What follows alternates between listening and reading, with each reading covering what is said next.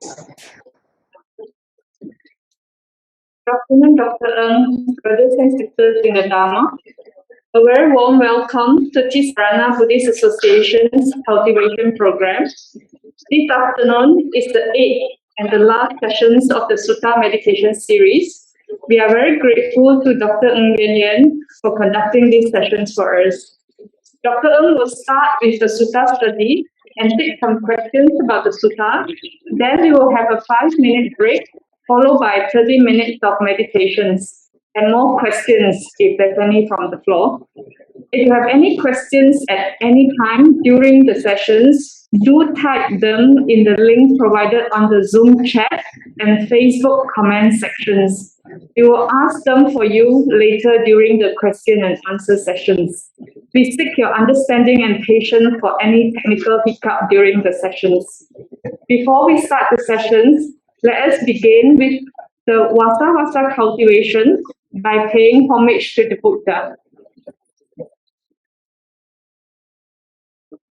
Namo tassa bhagavato arahato samma sambuddhassa.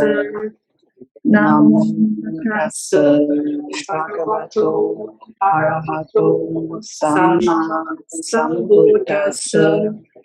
Namo tassa bhagavato arahato samma sambuddhassa.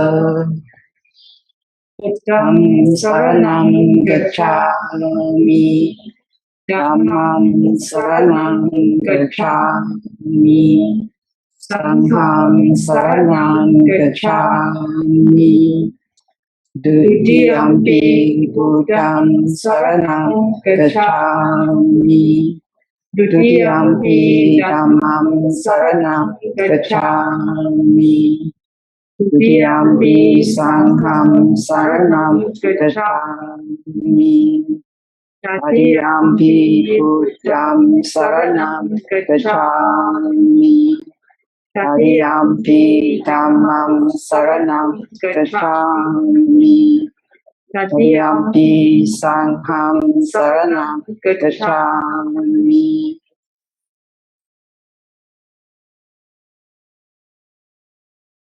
Today, meditation sutta sharing will be focusing on dismantling theme, and we will cover the following suttas. The first one is Vajirā from Samyutta Nikaya 5.10. The second one, Mūlapariyāya Sutta from Majjhima Nikaya 1. And the third sutta will be Samanupassanā Sutta, Samyutta Nikaya 22.47. May I now invite Dr. Ng to start the Sutta meditation sessions. Okay. Dr. Ng, please. Okay, today afternoon is the last session. So I want to thank all the IT team for making this possible. Right, so now without much ado, we shall start. So the first sutta is Vajirā. Vajirā particular sutta is from the Bhikkhuni Samyutta. So that means the collected discourses on bhikkhunis. And this is the last of the collection of the Bhikkhuni Samyutta. So her name is Vajirā, means lightning. So she has this lightning wisdom. So I choose this because it tells you very simply how to demolish the self, how to dismantle the self. So these three suttas were sort of selected to help us to demolish or dismantle. We have done 37 factors of enlightenment, the 4 foundations of mindfulness, 4 right efforts, 4 spiritual bases, 5 faculties, 5 powers, 7 factors of enlightenment, 8 noble paths.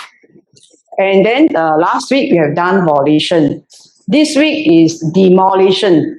So we shall then see how we can use these suttas to help us to demolish our volition. Right. So Vajirā, she was a nun, and the setting was at Savatthi. At Savatthi, she went to Savatthi to collect her alms. That means she went for alms round. After which she returned to the blind man's grove after her alms, after her meal, she went into the blind man's grove. And there she wanted to pass a day. But the Mara decided to disturb her, to distract her, and cause her to have fear. Imagine she is there in the grove, no one is around, and then suddenly a voice called out to her and said, "Who is the creator of this being? Where does this being arise? Where is this creator? Where does this being arise? And where does this being end?" So imagine all of a sudden, there's this voice that asks such questions about who's the creator of this being, and where is this being, and where does this being arise and exist. So Vajirā says, is this a human voice or is it a non-human voice? Then when she thought about it, then she says, oh, it is Mara. Mara who is out to frighten me, to distract me from my concentration. And then she replied to Mara, this being that you say that, that it is being created or what, this is all your fabrication, your sankhara, your imagination. So he told Mara, this is your imagination, that there is a being. So he's actually telling us also that this being is our imagination. Right now, it is just formations that call this being, just formations only. What formations? Volitional formations, body, speech, and mental formations. It is just these formations only. And then she went on to say that it is just like an assembly plant, like an assembly factory. That you assemble together, you get a chariot. It's the same thing that if we assemble the car from parts, we get the car at the end. So from nothing, you get a car, a bicycle. We assemble it like a Lego, we assemble and create something. So it says that this is just aggregates. So in other words, it's just these 5 aggregates coming together, and then you call it a being. So it's just aggregates or parts that come together. That's all. There is no being there. It is, he says, it is just that suffering arises, stays, and then ends. Nothing but suffering arising, like conditioned things, and then suffering that ceases. So suffering are conditioned things. Suffering arises and ends. Nothing, there's nothing there but suffering that arises and suffering that ends. It's all just these conditioned things that put together and then disassembled. So there is no being there. So this is how you demolish, you dismantle this concept of being. If you can see that this is just the parts that bring them together. So the Buddha was trying to teach us to demolish or to dismantle. So there were many, many ways that he taught us to dismantle. So like for the 4 foundations of mindfulness, he tells us to dismantle ourselves to just the body, just the feelings, just the mind and mind objects. Just 4 things only. He dismantles it. These 4 things, can you observe these 4 things?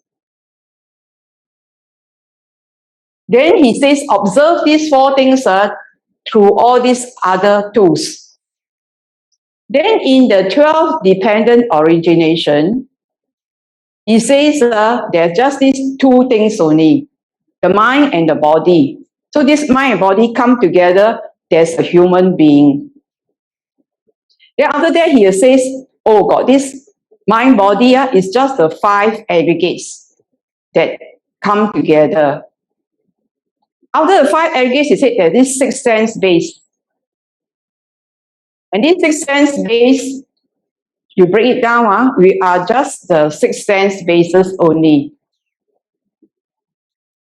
You break it down further, it's just one contact.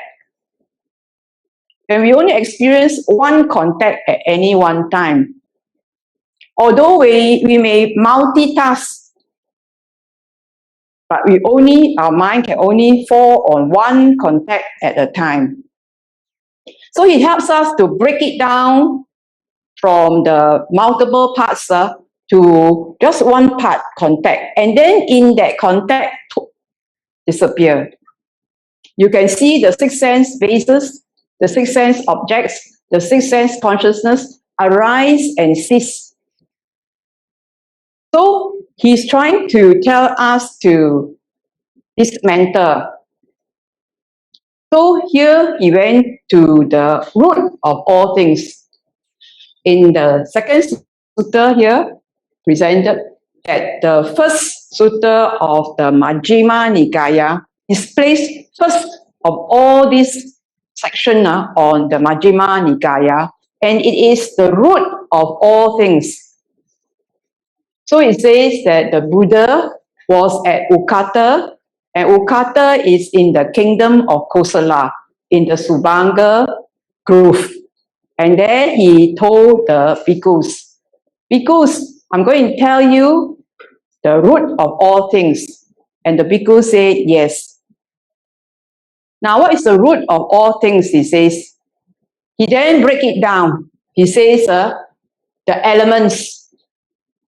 So, we perceive the elements. And what are the elements? The elements are earth, water, fire, and air. He says this ordinary person, the Putujana, he perceives the element as the element. So he perceives earth as earth. But the problem then, he conceived. Conceive means get pregnant, give birth. You have conception. We conceive. So what did he conceive? What did he get pregnant with? He conceived this himself. He conceived himself as earth. As earth. As the element also, we just take one as the earth. And then, why as earth? As earth, we have bones, etc., etc. We have these elements, the earth element, the heavy element, our hair. We conceive ourselves as the hair, as the skin, as the teeth, as the nails. We conceive ourselves, himself as earth. Okay? He conceived himself as earth. And that he would conceive himself in earth. All these organs in me, my heart, my liver, my thing, in me, my bones are in me, I conceive. So he conceived himself in earth.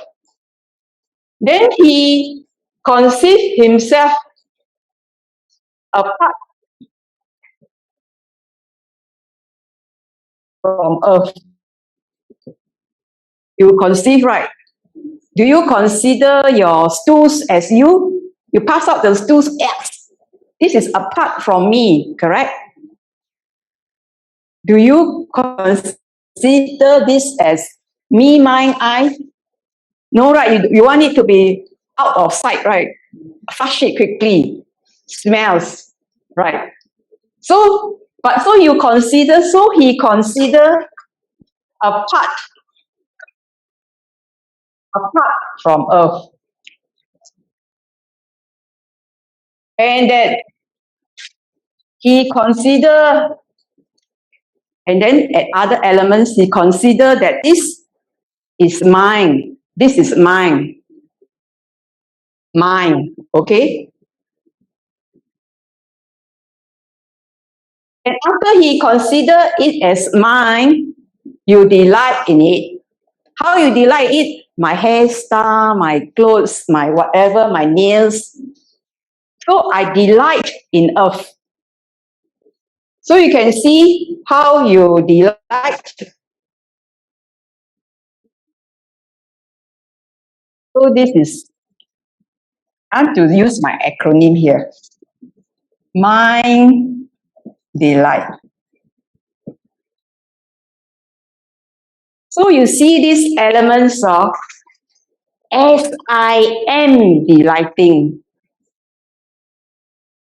As in apart, mind delighting. So you can see why we think that there's a self, because we all conceive as I am delight. So you can see it's very hard to not conceive the self. So this is the elements.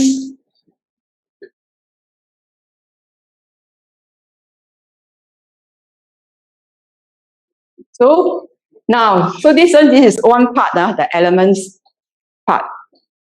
So you perceive elements as elements, then you conceive. So we also say water, the same thing. So you all say water, urine, apart from me, water, whatever that's fluid, we have that water that coheses. Because like flour, you need water to bring them together. So you have this being, so-called. So you delight, okay, whatever you have. So water, and then fire, and then air. Okay, this is something that the elements we see. We conceive them as the elements, and then in the elements, and then apart from the elements, and then they are mine, and you delight in them. So there's this Dhatu Vibhanga. He add another element. The other element is space. So I think it's a way to see the elements, right? So then, besides element, he went on to talk about beings. So then, the whole list of beings that he talked about. So of course, you talk about the human beings, and then all the gods, and then the overlord. So I won't go into details, but then just to say, beings. So you perceive the human being yourself. I'm a human being, you are a human being. Right. So this being, so you perceive this is a human being. Then after that, you conceive this being as mind, as self. So this being as self, and this being in itself, right? And then it's apart from self. That means you are you, I and I, they are they, etc. There is another human being, okay? And then there is this being, this is mine, this is mine, this being is mine. And then you delight in this being. So it's similar for all the other gods, because they also have a sense of self. So this applies to all. Then after that, he went on to say the sense objects. So you say you perceive the sense objects as sense objects. So you perceive what is seen as seen, what is heard as heard, what is smelt as smelt, what is touched as touched, right? And then what is cognized as what is cognized. Then after that, he conceived what is seen as self, what is heard as self, what is seen if you are on a stage, who is speaking? So you got a parliamentary meeting, you got a task force meeting, who is speaking? So you see the self as speaking, and the others are hearing you. So you sensed whatever. So you see this self as this seen object as self. So in other words, you see the sixth sense base as self. You can see yourself, what is seen, we see, and what is heard, we hear ourselves speaking. This is self, I'm speaking these words. So, or I'm thinking these words. So there is this sense of as self, in self. I'm singing, who is singing? I am singing. So as self, in self, apart from self, you see yourself apart from self on the screen, right? And then this is mine, my reputation, my name. So this is as mine. And then I delight in it. So this is sense objects. So you understand these sense objects. So you conceive yourself in the sense objects. What else did he say besides these sense objects? Then he went on to say about the formless realms. So the mind goes into the basis of the formless space, consciousness, nothingness, and neither perception nor non-perception. So when you enter into this is as you perceive you have went in, and after you have went in already, you consider this, the base, as self. As self in self. You are in that base now. So nice, so shook. No rupa. Right. And that this is also apart from self. And then this is mine. I am enjoying it. And that he is delighting in it.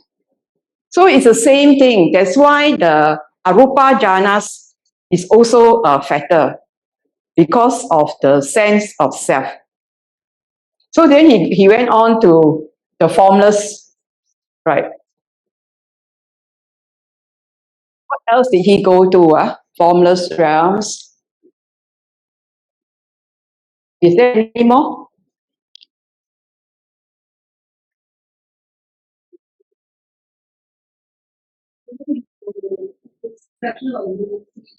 Oh, yeah. Okay, unity. So that means this is the jhanas. So this is the formless realms. So this is the unity. So you are unified in your mind.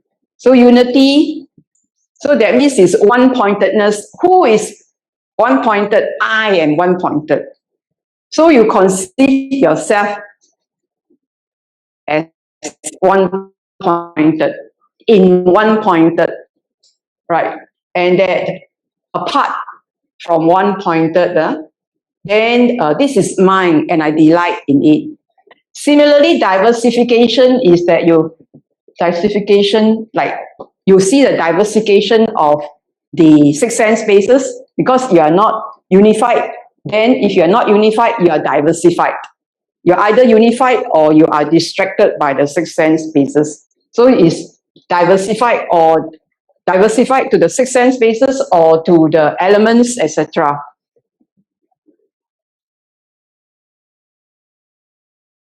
What else? Unity. All, and then nirvana. So this all and nirvana is that there is still I. So that you feel this unification with the all. Some people have this like connection with the cosmic all. So there is this monism. So there is this I am with the cosmic unity. I'm with the all, right? Huh? So this is the same kind of thing. So this, then it says nibbana. So this all and nibbana, this is the commentary says that is part of the wrong views in Brahmajala Sutta. Says that nibbana, some people perceive nibbana as the ultimate sensuous delight.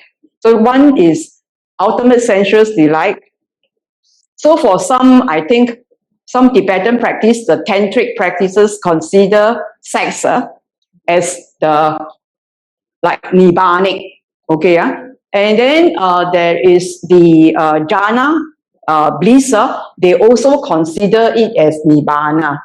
So they consider as in apart mind and delight. So this is the wrong views of nibbana. Right, so these are wrong views of all and nibbana. So in the commentary, they say that these 500 bhikkhus are just newly ordained monks, and they were previously Brahmins. So you can see that the gods include Pajapati, right?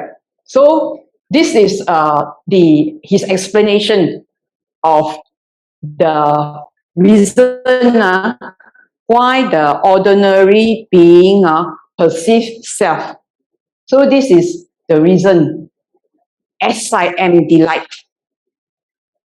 Then he went on to talk about the trainee.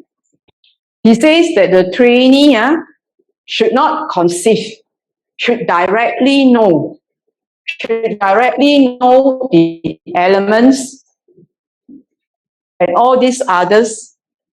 He says that the ordinary being doesn't understand this, whereas the one who is striving to be realize the ultimate nibbana will try to see. He says, try to see that this should not be conceived. Should not be conceived in this way. Should not, and directly know. So his emphasis is to know directly the elements. Directly he knows. And the emphasis is directly know. So that you don't conceive. If you know directly, you won't conceive. So that, he says, so that he may know and understand fully. So he has to see it as it is. Then he says that the Arahant directly knows all this and do not conceive. And why? Because they understand thoroughly. And they also have destroyed Lobha, Dosa, and Moha. They have destroyed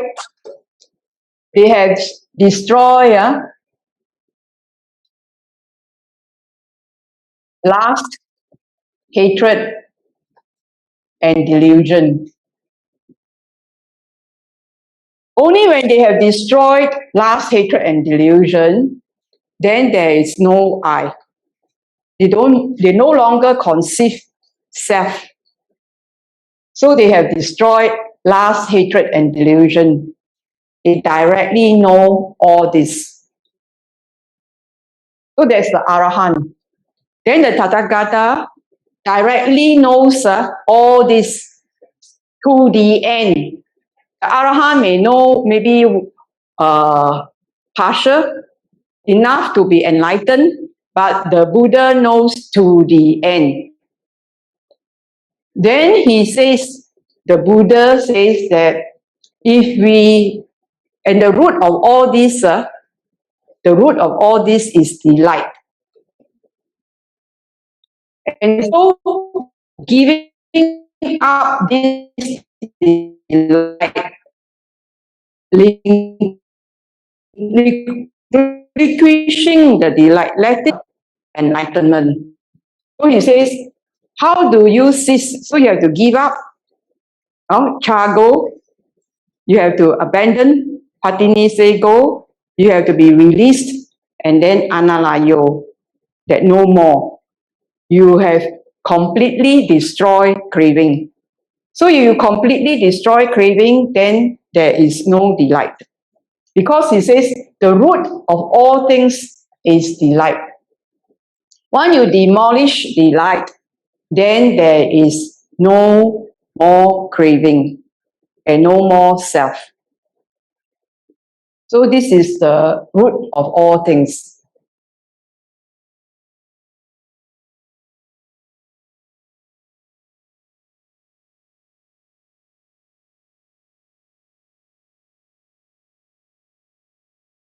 So then we come to the last sutta. The last sutta is ways in regarding things. So we have this root of all things. Then here we say ways in regarding things. So this discourse is from the Khanda Sutta, the 5 aggregates. So we have said that he says previously he's very extensive. The Buddha is very extensive. Elements, beings, etc., etc. Now we just talk about the 5 aggregates. He says any bhikkhus, any ascetic that consider anything as self, it is because of either one or all of the 5 aggregates. So if we consider that there's a self, either it is because we consider the self in the body, or the feeling, or the perception, or the mental formation, or the consciousness. He says, you either consider the self in any of the 5 aggregates. Some people consider consciousness as forever, the self in the consciousness, and some will consider mind as forever. So actually he says it's either in one or all of the 5 aggregates that you consider the self, that there is a self. And in this, he says this as the F as self, or self as form. Same thing, or form in self and self in form. So we consider these 2 parts only.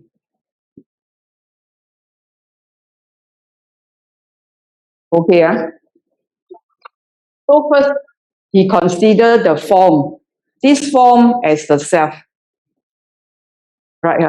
And that the self is in as the self as having this form, and that is in form. We all say that already, in the form, and the self in form. So it's very integrated.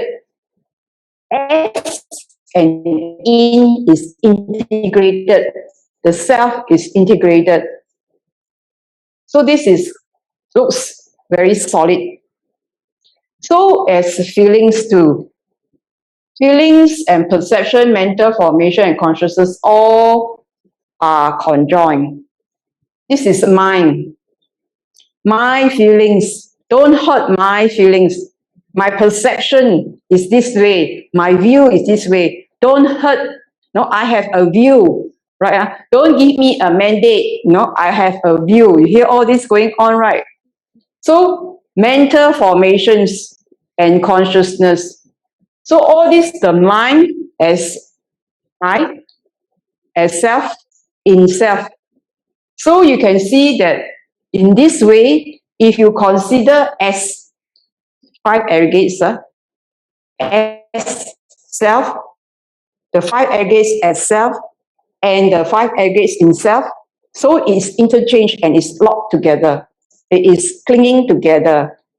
So when you have this, S as in self, the aggregates as self, the aggregates as self, and self as aggregates, the aggregates in self and self in aggregates, when you have this, then he says the 5 faculties descend.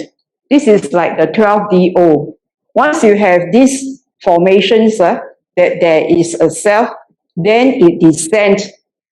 When you descend, the consciousness descends, and then you have the nama rupa, and you acquired the ear, eye, nose, tongue, body faculties. If you have this sense of self, you will acquire the self. You will descend and get the 5 faculties.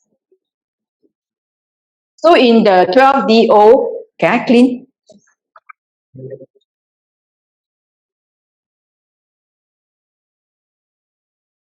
Oh, it's very fast, isn't it?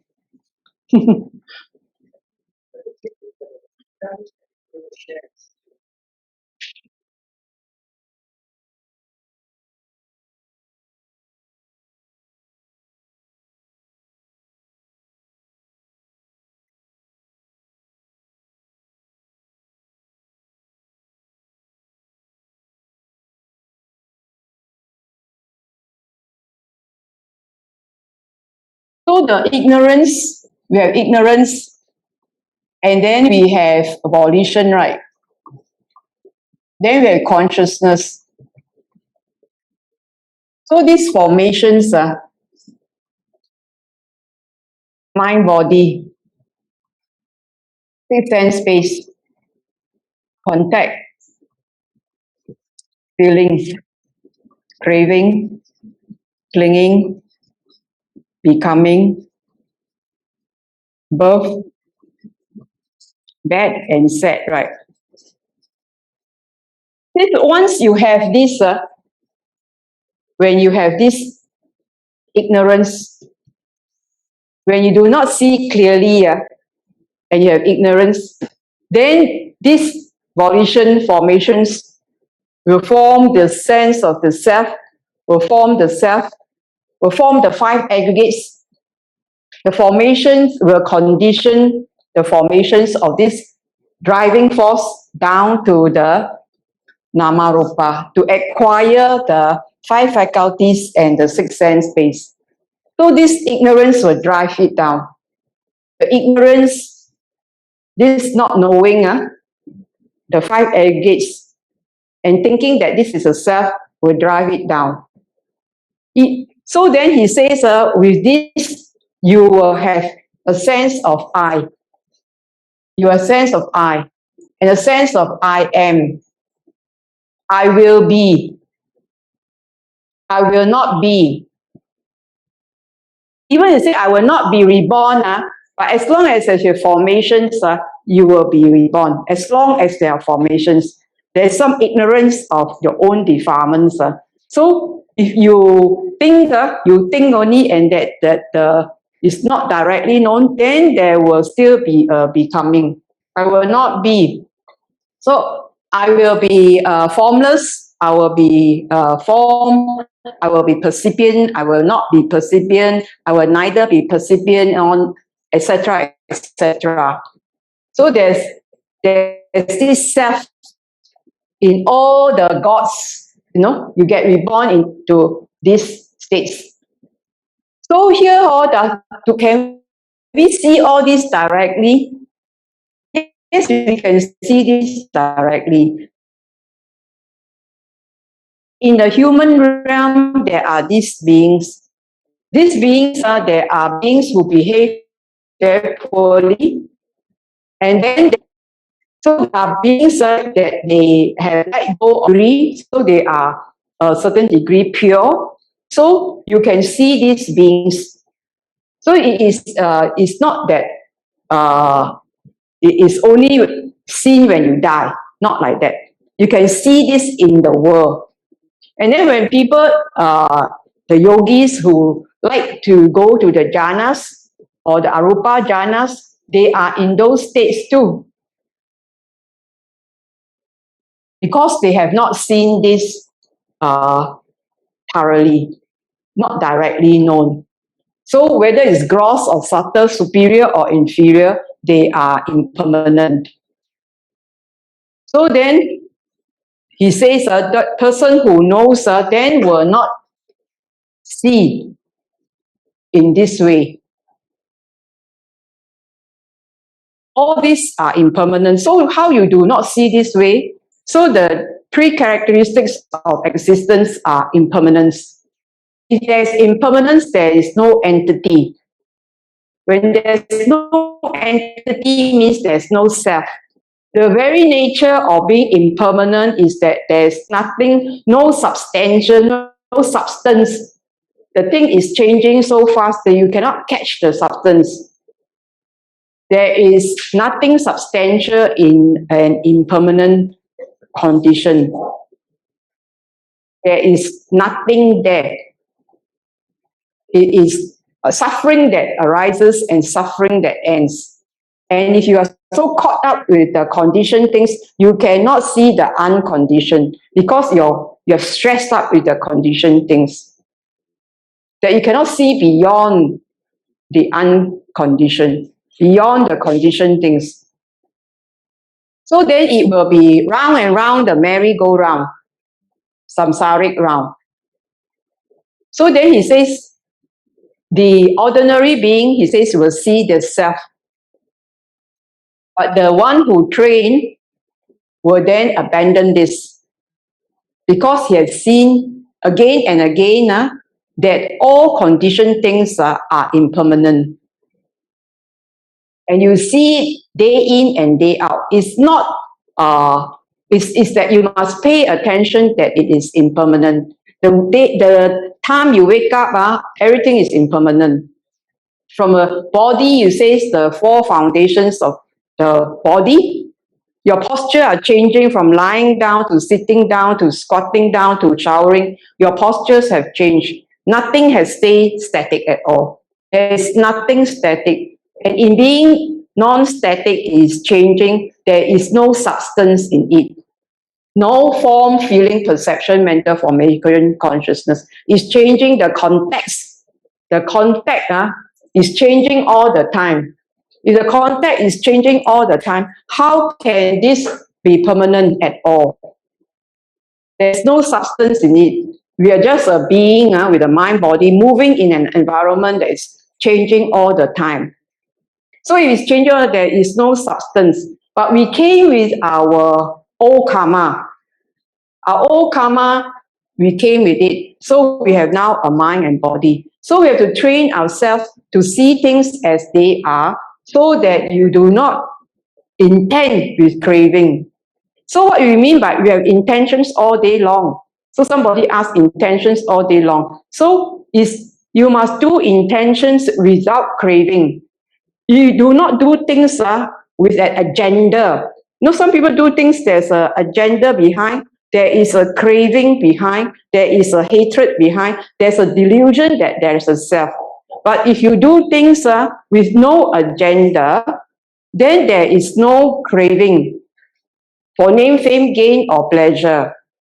So you can still live, like you're not saying that you cannot live, without intentions, how you live. It's just live without craving. If somebody asked me that question, but it is to say you live without agenda, without having an agenda to, always like there's an agenda behind. Some people talk to you, there might be an agenda behind it. Want to sell you things or something. So, but you yourself, you must have no agenda. That means you are not creating that karma. So that's what you mean by volition. Your volition is wholesome. You have no craving. You see the monks, the Sangha, the Buddha still go for his alms round, right? But he doesn't pick and choose what he receives.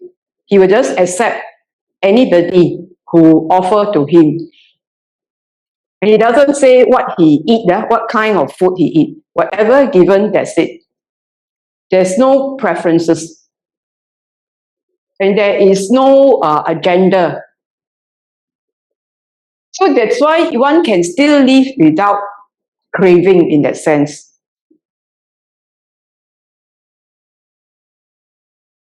Okay, I think that's about all. So this is a way to dismantle.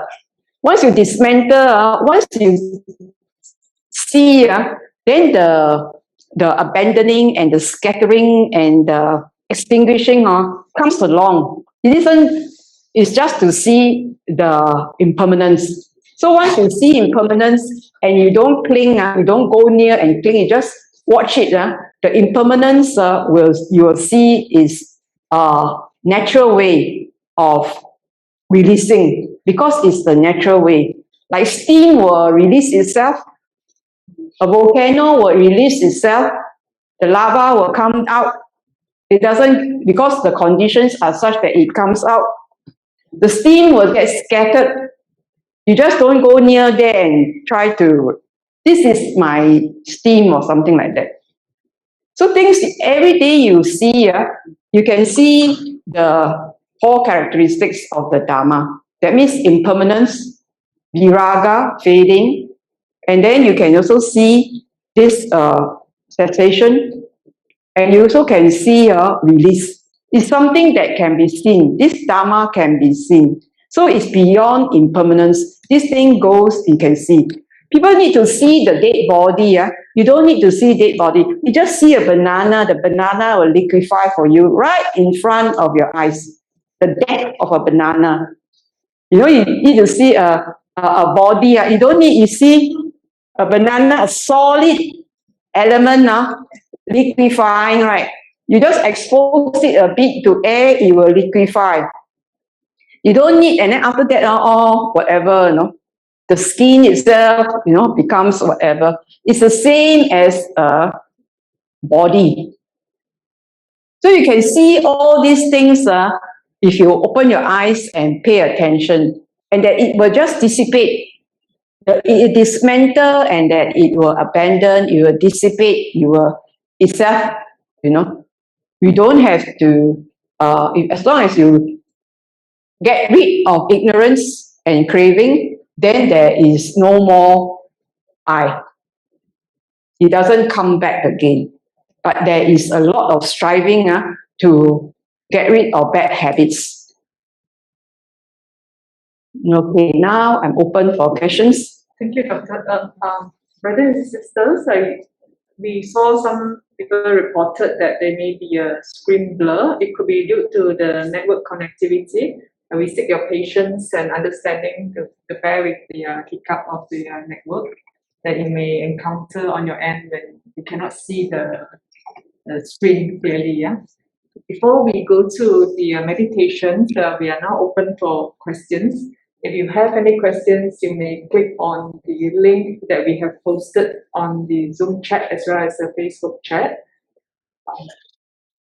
Let me check whether there's any questions on the ground. If not, we have one question from the online that we have received. The question is maybe not directly related to today's topic, but on other sutta. It says that Arahant has destroyed large hatred and delusion. But how come the Mahamoggallana kept using his psychic power to run away from the bandits that were trying to kill him? Was it due to his past karma? All right. He's not, I think it's all a matter of knowing. So at the time when he was disturbed by these James assassins, he can use his psychic powers to disappear and make himself invisible.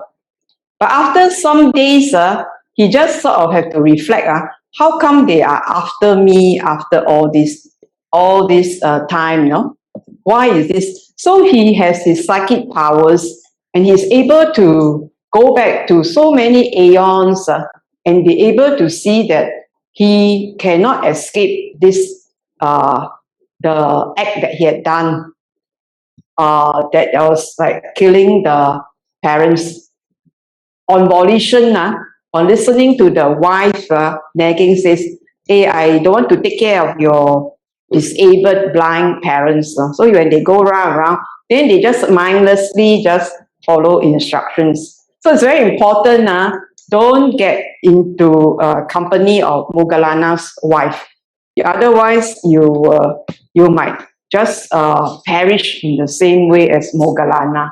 But after having said that, the way how you die is not a reflection of the attainment, because this is just the body, that's the way it died. Because his mind is free already. He's not escaping. He doesn't. Do you know why they are trying to kill him? And he has the means to escape. So only after he reflected, then he did not escape. That he decided that let it be, and that after that he just pulled himself together and went to pay respects to the Buddha before his final passing away. So this is Mahamoggallana. So it's just to say that even though he has done a heinous deed, he suffered aeons in hell, but even after that, the being can still realize. And that's the most important part, that the being can realize and be free. Thank you, Dr. Brothers and sisters, feel free to ask any question, not just related to the sutta today or any of the practice that you have done the past 7 weeks that we have had these sessions. If you have any questions or doubt that you want to clarify on those past suttas that we have spoken about, please bring it up as well. So we have questions from the floor. If you don't mind, I can ask 2 questions. One is that just now you said that the 5 aggregates, right? We just have to dismantle one. Is it something like either you see all the 5 as self or as non-self, or that means we just need to dismantle one. Either I can't remember what you said. Okay, something like actually, I mentioned that in the beginning of this talk, ways in regarding things. So I said that the ways in regarding things, those who consider, the practitioners who consider things as self. So they regard things as self.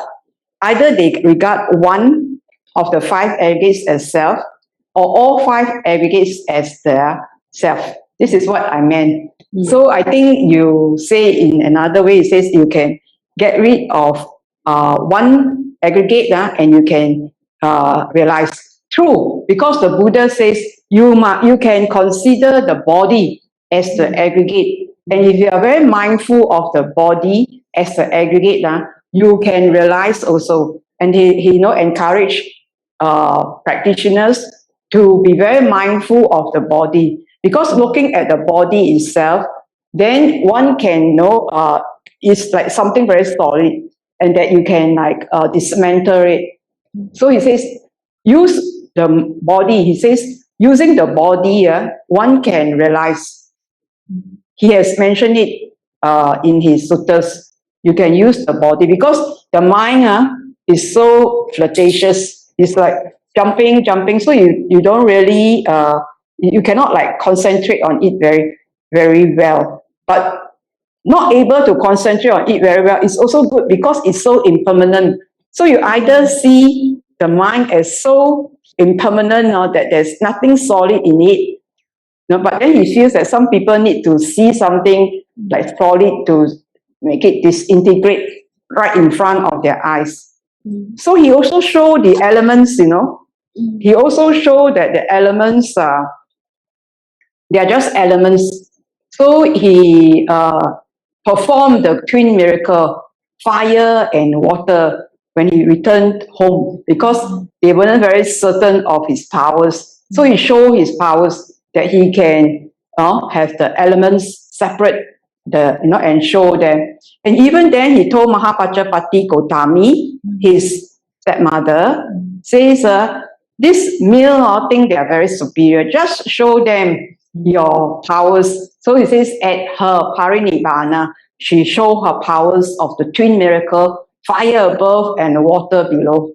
So we also see these elements being displayed apparently for Venerable Ananda. It was said that at his Mahaparinibbana, he actually disintegrate in the river Rohini between the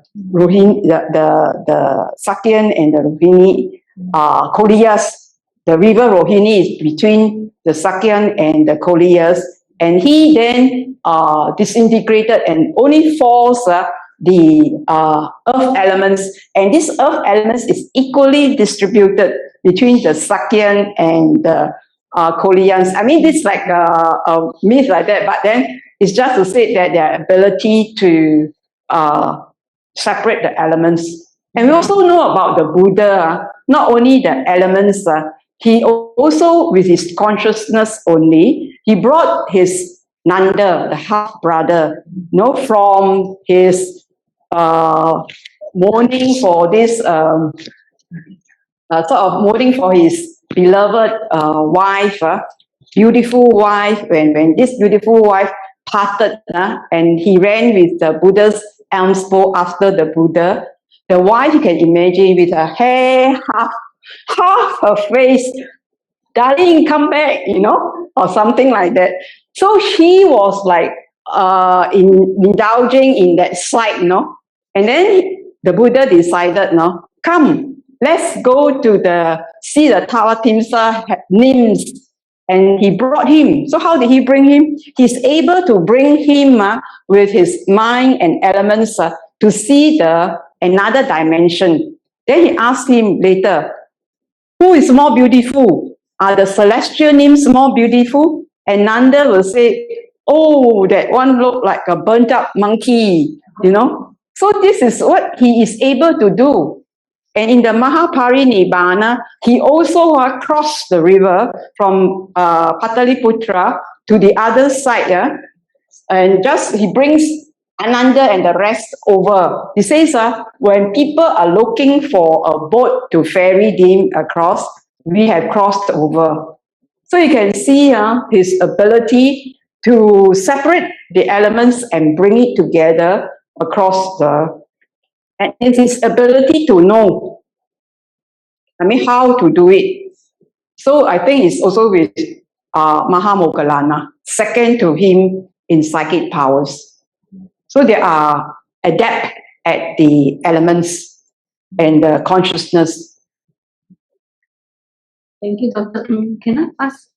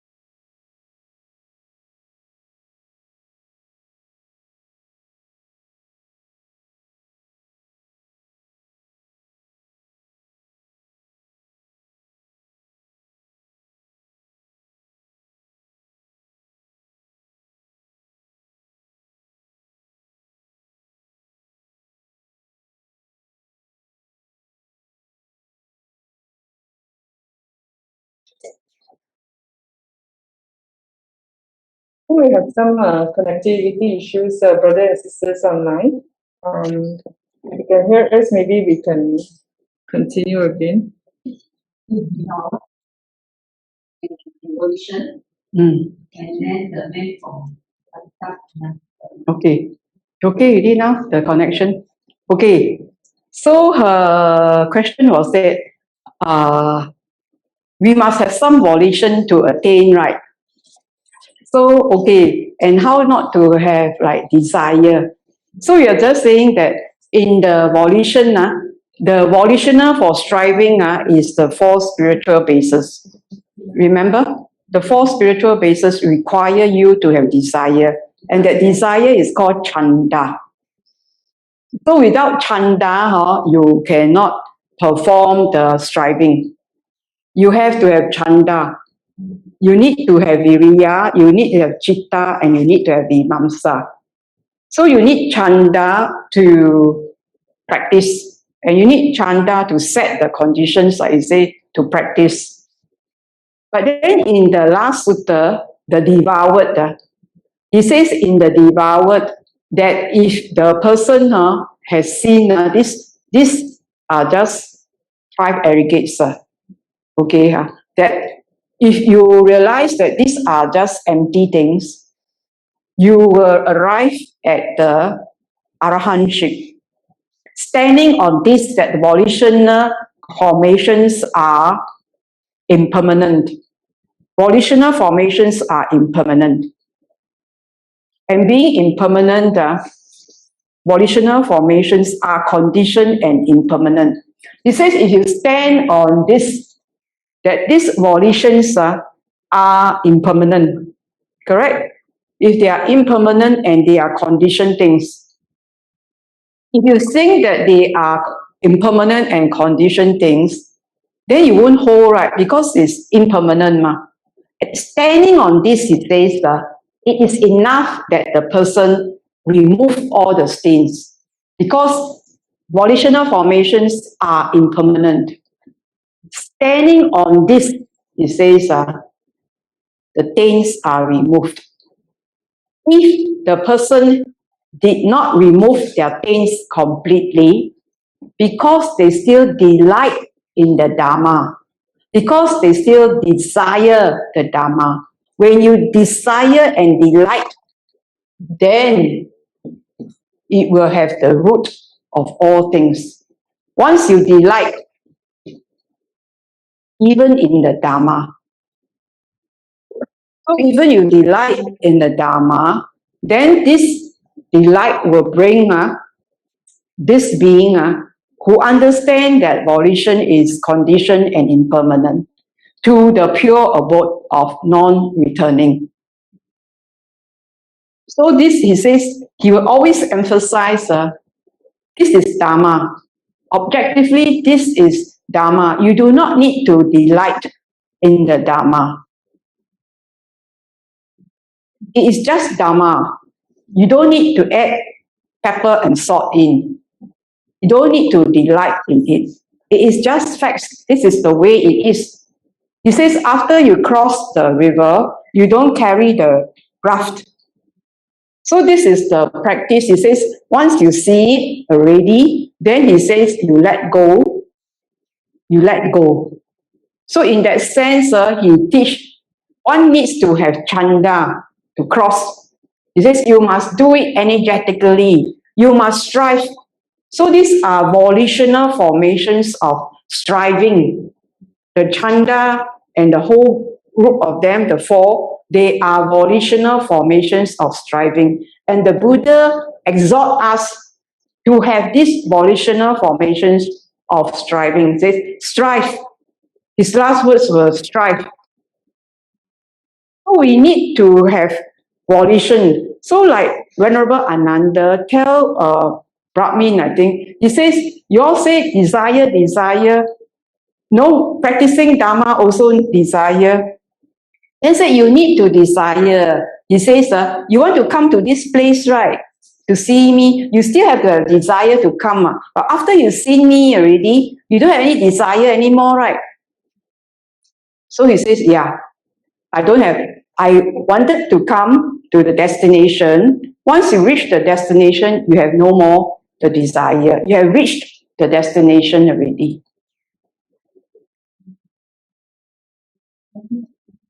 Okay. My question regarding this Vajirā, Vajirā. when Mara came to her, then he said that Vajirā thought who is speaking this verse, a human or non-human. This very thing is a mental formation, or she really heard Mara talking to her. Oh, okay. I do not know, but the thing I wasn't present, so I cannot tell you actually what it is. But Mara is capable of introducing mind objects. So whether it is a sound,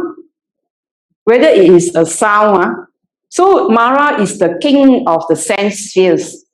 He is above the devas, below the brahmas. The Christian considers Satan as the archangel. So she is at top of the angels like that. So Mara is the top of the sense spheres. So he can create any of the sense objects, the 6 sense objects. So how he can create? We all know that he can create himself as a farmer, and then a dirty farmer, and then he approached the Buddha with the bhikkhus. Because the bhikkhus were listening so intently at the Buddha, he wants also to disrupt this concentration. So he come and then tells the Buddha and the bhikkhus, have you seen my cow? Have you seen my cow? Then Buddha says, Mara, what's a cow to you? So you see, he can make himself in that form.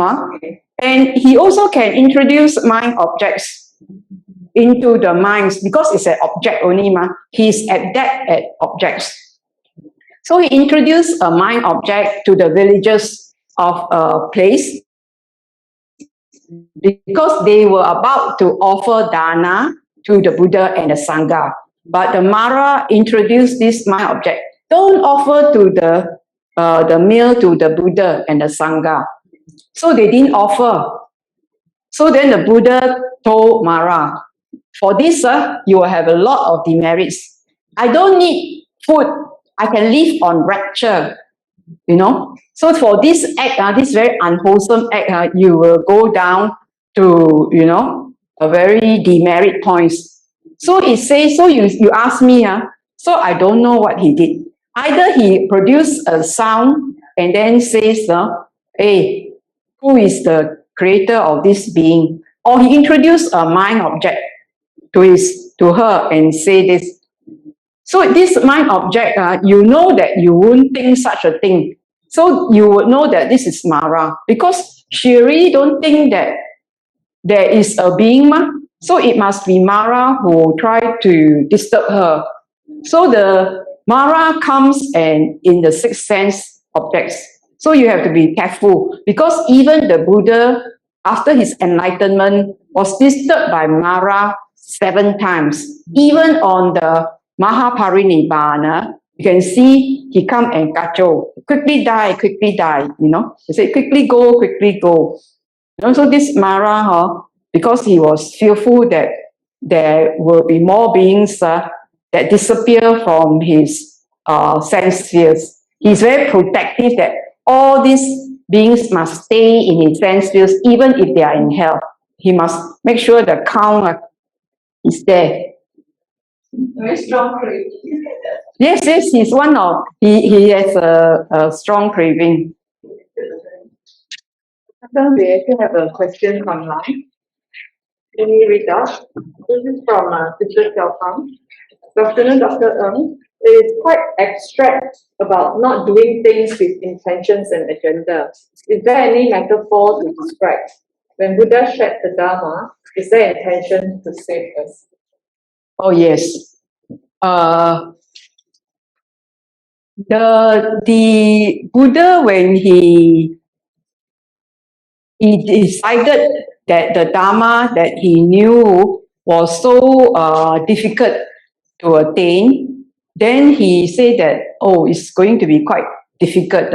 Apparently, Brahma Sahampati requested him to teach the Dharma because there will be people with very little dust in their eyes.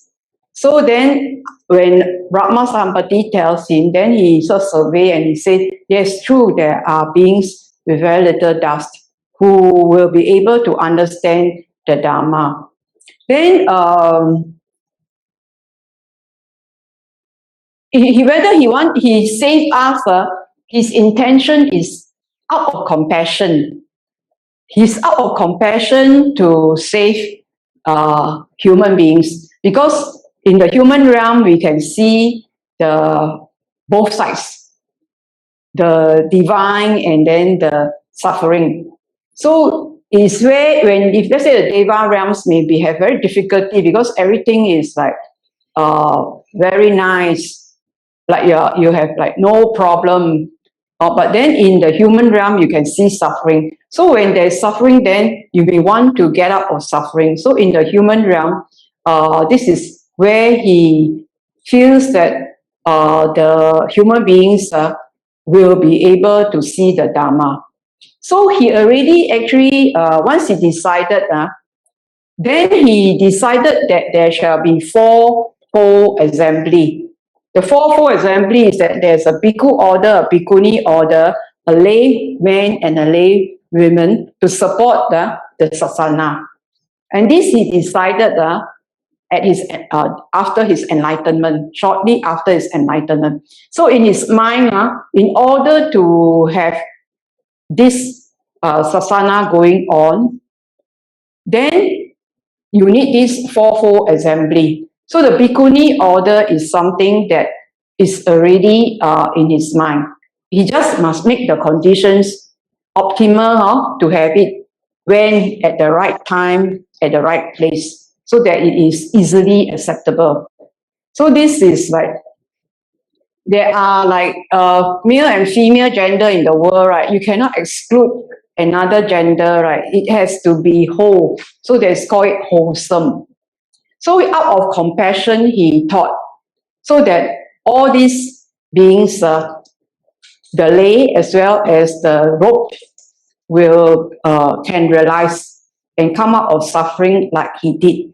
So the first person who undergo the experiment was himself. After he experimented himself, he then bring this experiment or this Dharma to all who want to listen and practice. So he says, who are confident of that he is fully enlightened and he knows the path. So he says that this particular sutta, the root of all things, at the end of each, the 500 bhikkhus will not be delighted because they have no confidence in him yet. It was apparently another sutta, Gotamuka Sutta, where then he tells them that he directly knows. He knows all this directly, and they can know it directly also. So it is like he was a human being, and we are human beings, and that the potential for realizing is there. It's up to individual being. So he then teach, and even those who are not of the same clan or Brahmin, he says that we can only discuss if you can accept and reject what is unwholesome and what is wholesome. Only when we have this understanding of discussion, then we talk. If let's say there is no open mind, there is no dialogue. He says only when you agree on what is being discussed upon the debate of certain things, you must like agree. If on listening you agree, you have to agree, not clinging to your own views. Only then we can discuss. And that's how he spread the Dharma. You cannot push your views across, and then you have to respect others' views. But he says that he's out of compassion, he did it for us, but he's not affected. He's not affected if those people wants to disrobe law, or those who says who don't listen to him, doesn't practice. He also says, I only point the way, it's up to you. He doesn't get affected by those people who do not listen to him, who does not practice. He will just say what is to be said, and he got so many thousands of suttas said appropriately to people with certain affinities for the teachings. So he said, you do something without intentions. So is it very hard? So there is one sutta called the Great 40.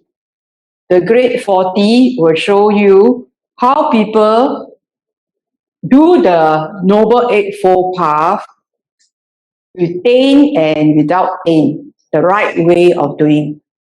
You do things without having any agenda. Is it so difficult to have things without agenda?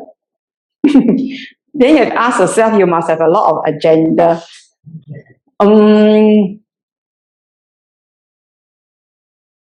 You serve somebody, you just serve right. You just serve. You don't want anything back in return. Is there anything that you must get something back in return? You don't need to get back anything in return. We share, we just share. I don't need to get anything back in return. You don't need to have anything back. It doesn't, how to say, what metaphor to say that, how not to get anything in return. Oh, okay. Okay, my sister say she just helped the teacher as a student. The teacher asked her to do this. She just carry the books or something. Her friend said, teacher's fat.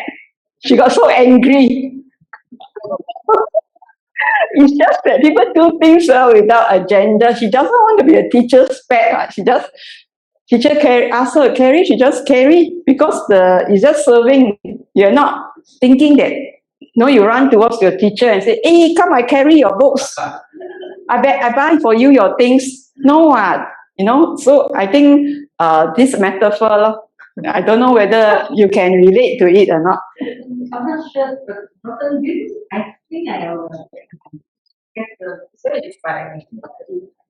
I think it's very inspiring what you say about your sister also, because I think sometimes we do things with the intention, but the intention is not craving. The intention is that you feel very grateful, or you feel very inspired, or you feel a kind of zeal, but it's a kind of zeal that you have, kind of energy that you have, but it's volition, but it is not, like Dr. Ng say, it's not craving.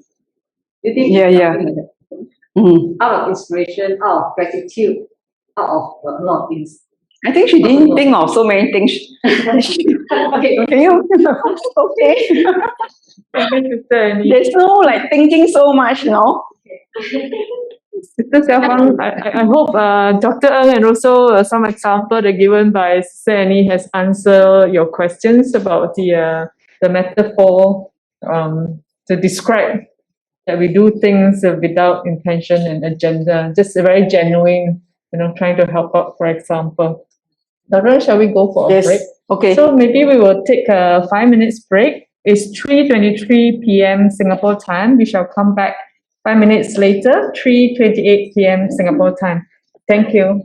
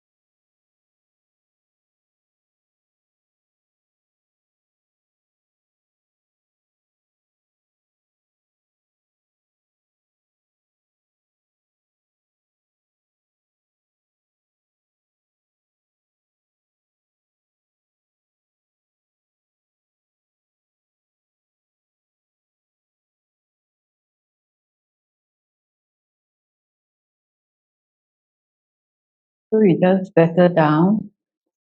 Brothers and sisters in the Dharma, we shall start the guided meditation now. Dr. Ng, please. Okay. So we shall settle down. Breathe in and out.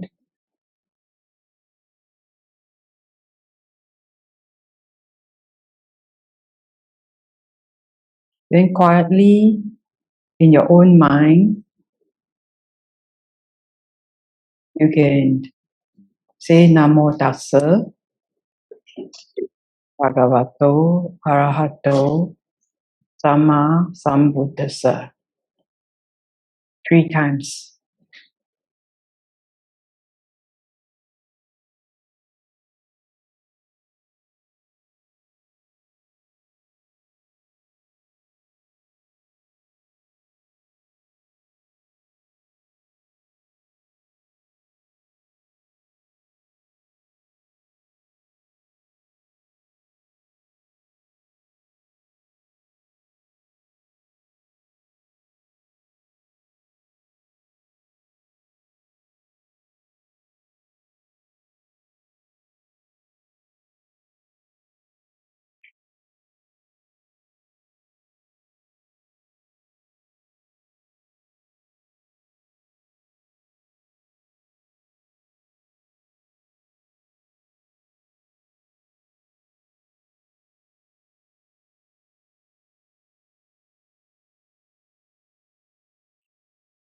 Breathe in, breathe out.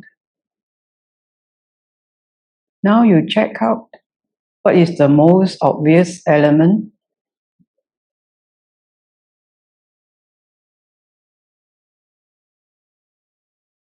Do you feel any hard element in you? And where is it?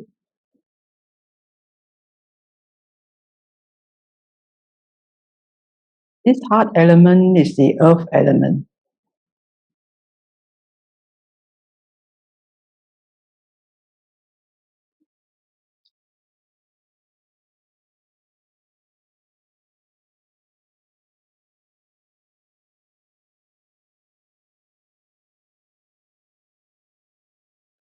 Just notice this element in the space rather than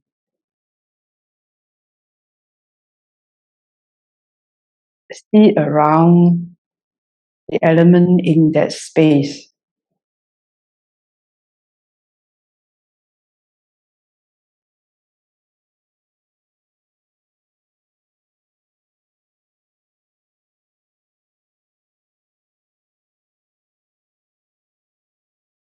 See how that hard element change also. See how this hard element change.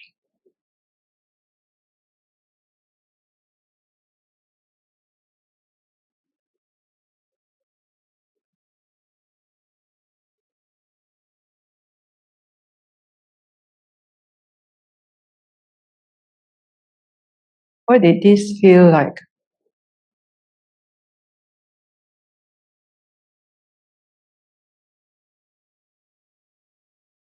See the changes in the space too. Just the space.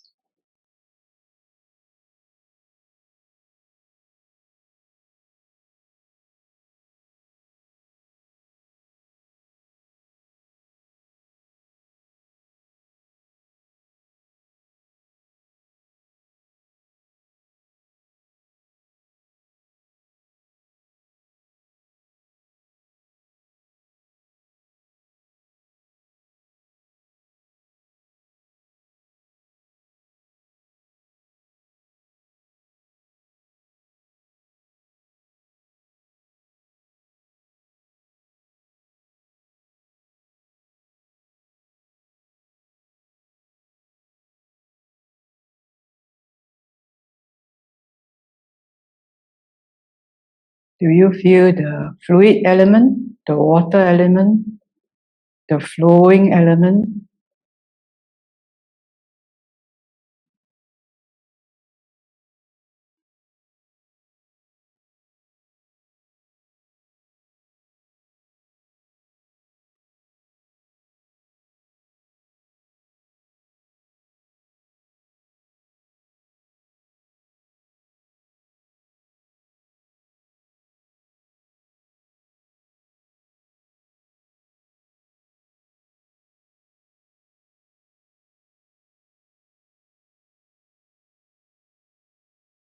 Breathe in, breathe out. Do you notice the heat element?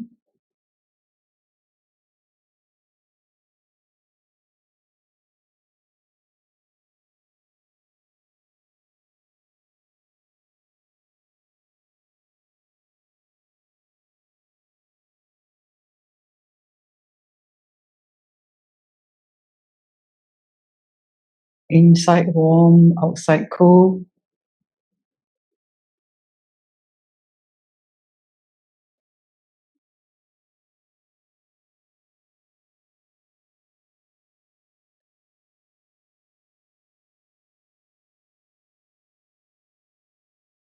Can you feel the warmth?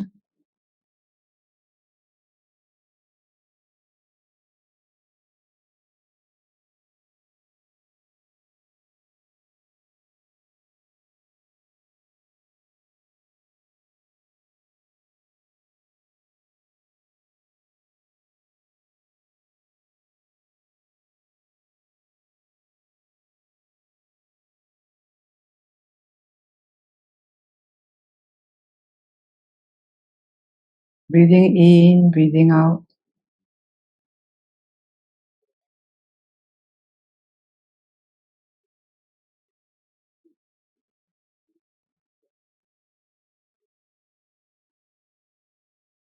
Can you see the air element?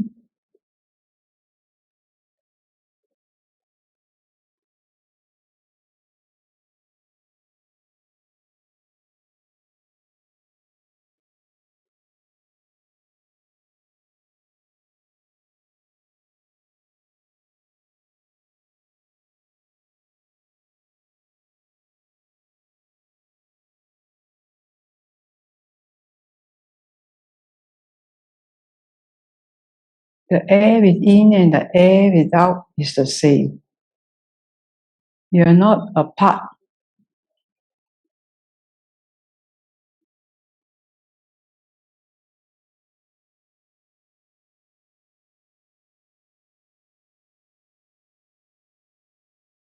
The earth inside, the earth outside is the same. You are not apart.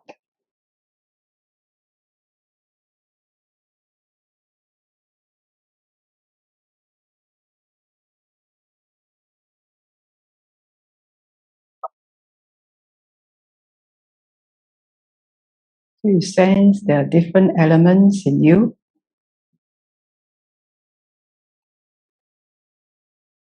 Just the earth, just the water, just the heat, just the air.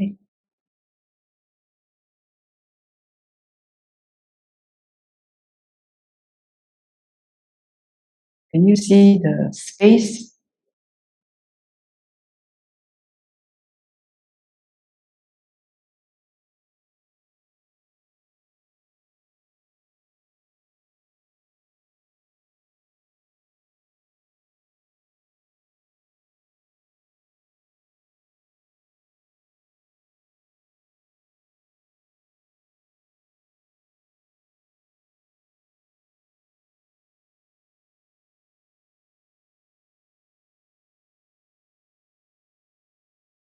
And then the consciousness.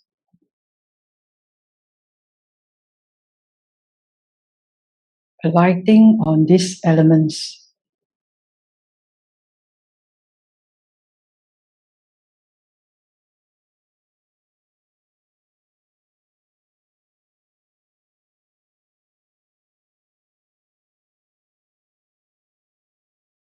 Notice where the consciousness falls on.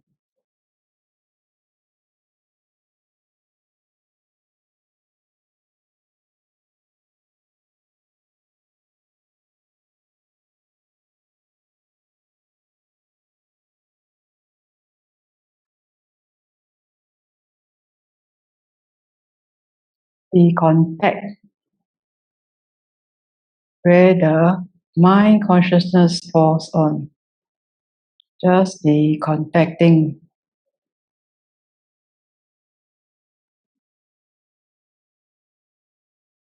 Let it fall where it wants to.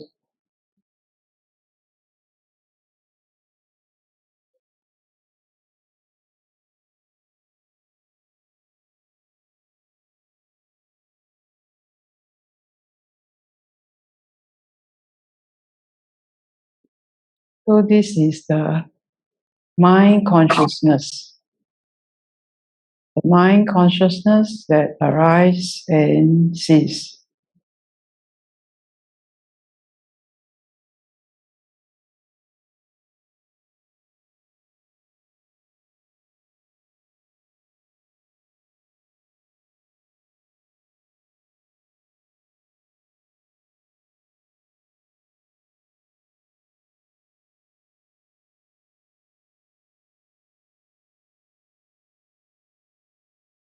See where it falls on,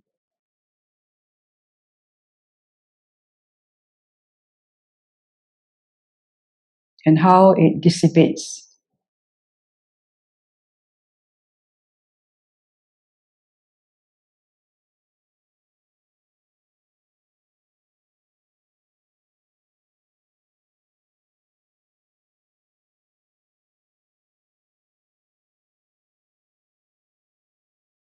So this mind consciousness arises and ceases.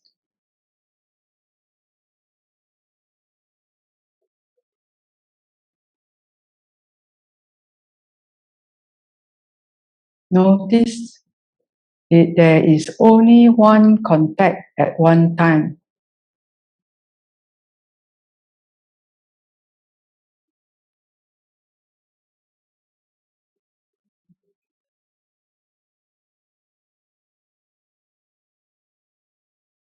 And whatever it has contacted,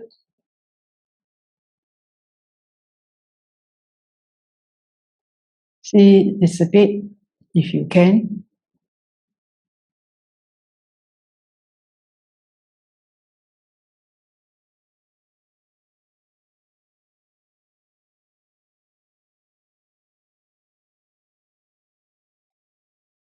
Where it falls, is it empty?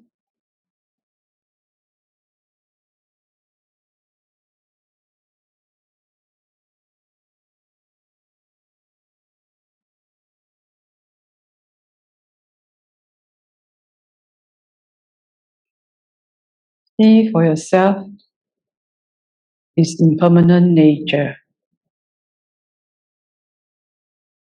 Arises and ceases. Anicca, dukkha, anatta.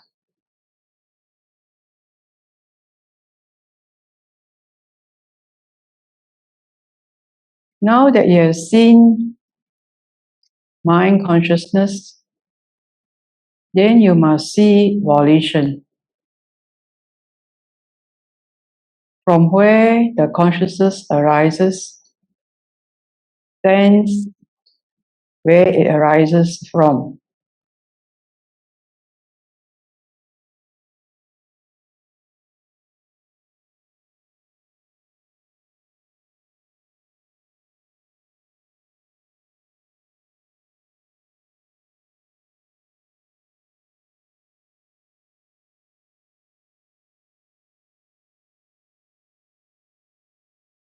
Does it appear to be from the back? How does the formation sense like? How big the formations are? Assess the volitional formations.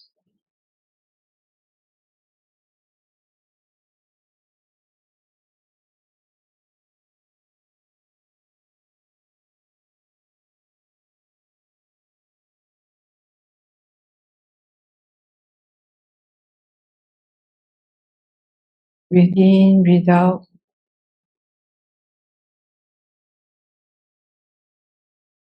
Is changing nature.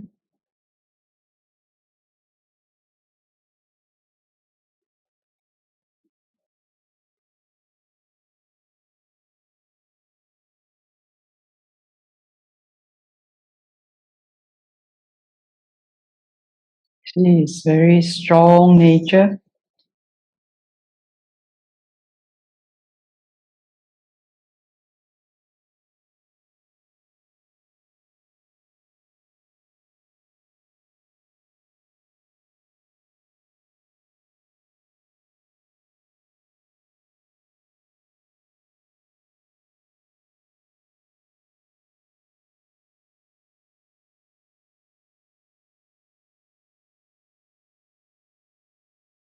Breathe in, breathe out.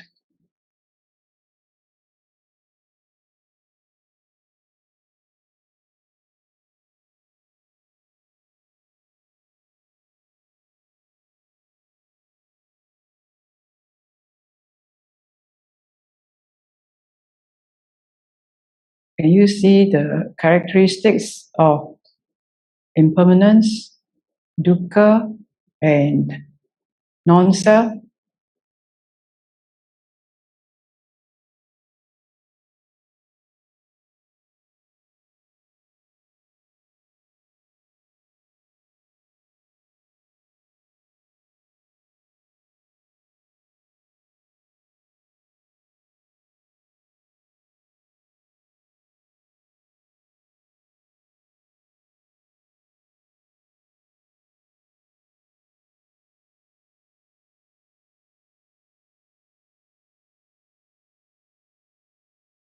Breathe in, breathe out.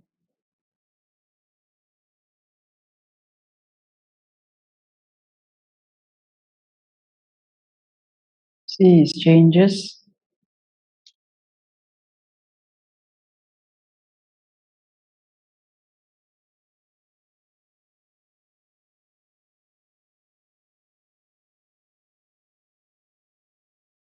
See or assess the sensations it produces in the body.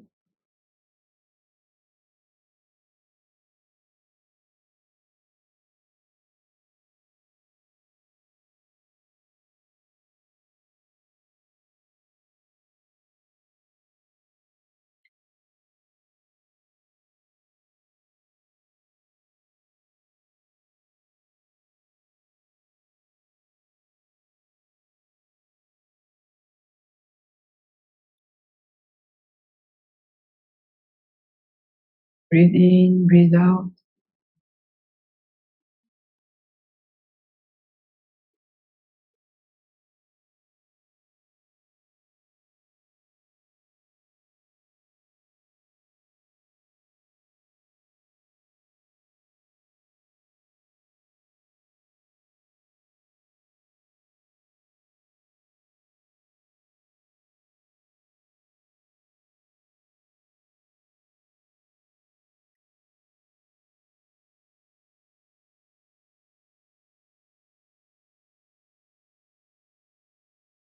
You notice the effects on the body,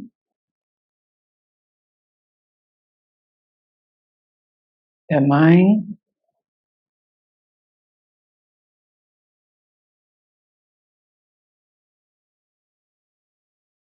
and allows it to dissipate,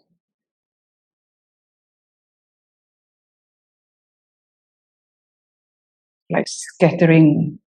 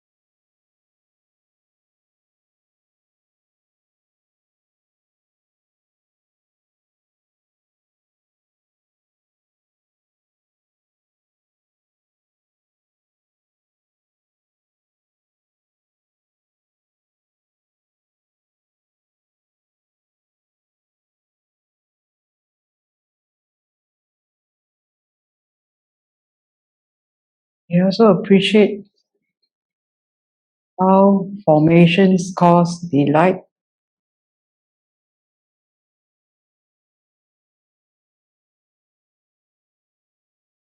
Because generally formations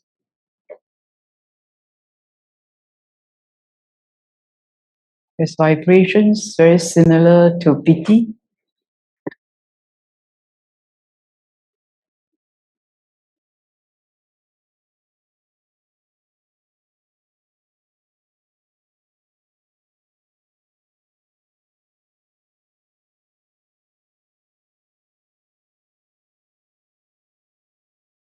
And with the amount of formations, if it doesn't cease, there will be a becoming.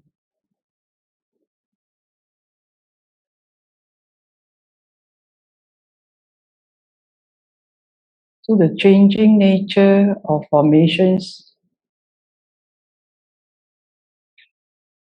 you see it again and again.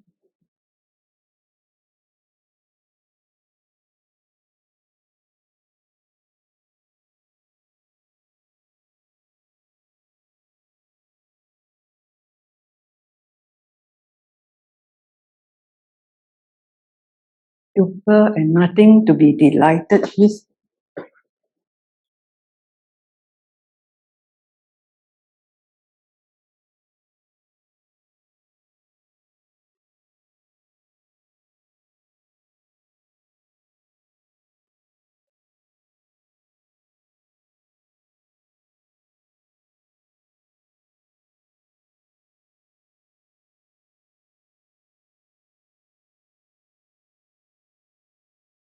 So they say, Vajirā says, suffering that arises and suffering that ceases.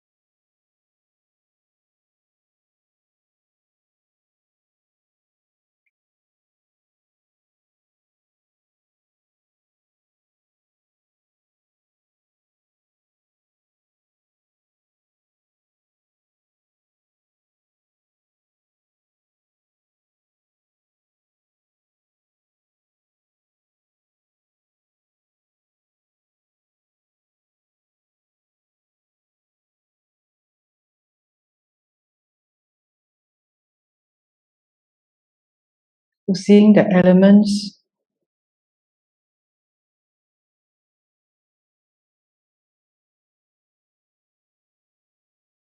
can help in dismantling, seeing its impermanent nature,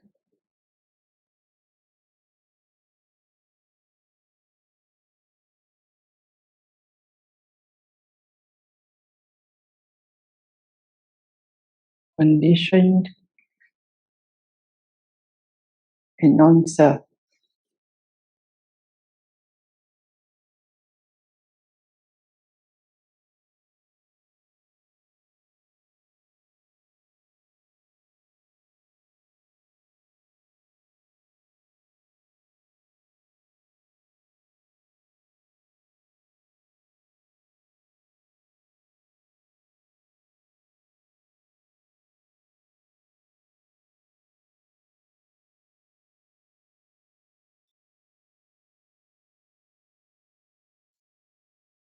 So it's not my breath, breathe in, breathe out, nothing in between, free, just arising and ceasing.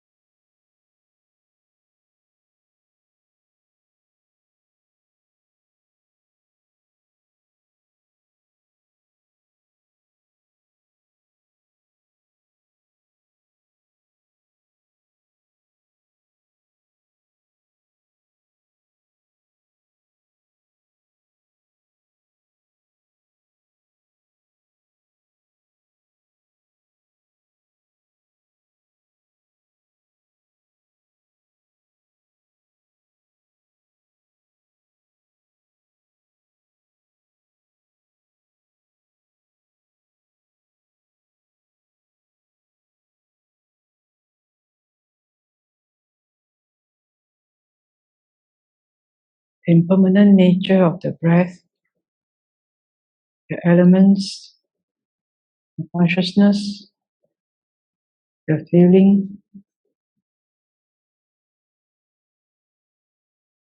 mental formations.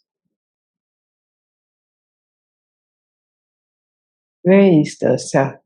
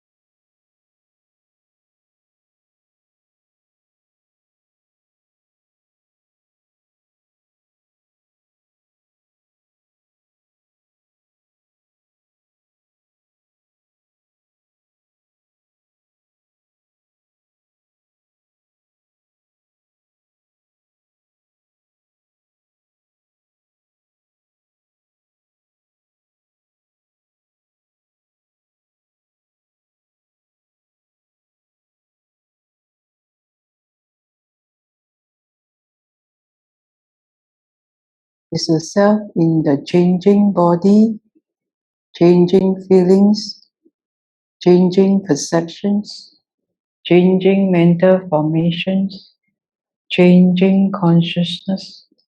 Is changing how there's there a self?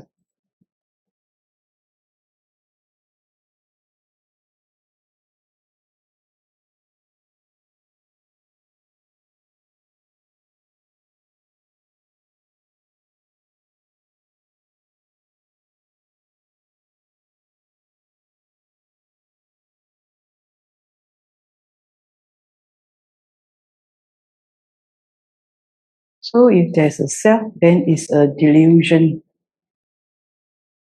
that we make up ourselves.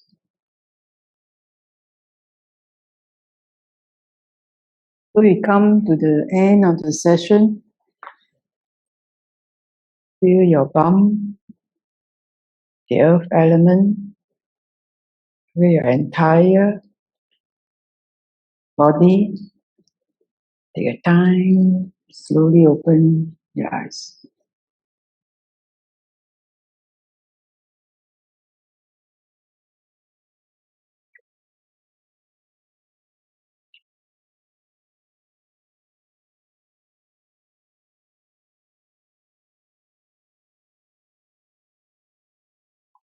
Thank you, Dr. Ng, for the guided meditation practice.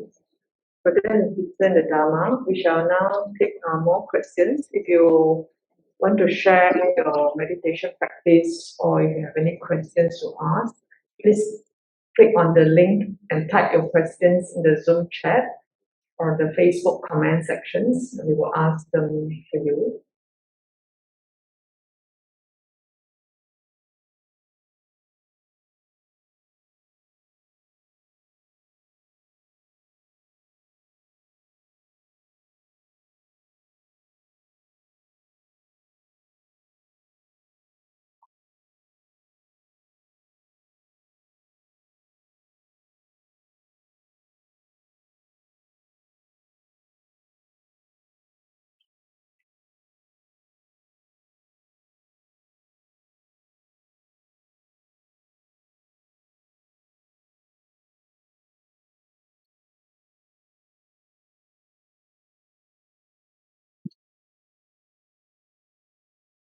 We have a question to the ground. That one about volition, where we have the one of the instructions at near the back is to look at your volition Formations, yeah. formations. Not look at volition. Volitional formations. Okay. I was wondering how it's linked to attention.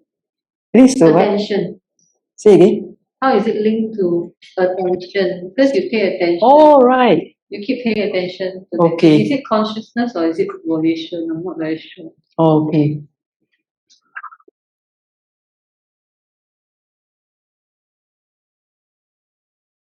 So you see, when I just I actually asked you all to look at the elements, right? The earth element, the water element, the heat element, the air element. And then I asked you to look at consciousness, because consciousness will be looking at all these elements. So these are mind objects. You are looking, so these are objects. When you look at the elements, so these elements becomes the mind objects. Your eyes are closed, you're not looking at the world outside. You're looking the objects in your mind. So they are mind objects. So when you look at your mind objects, there is this mind-based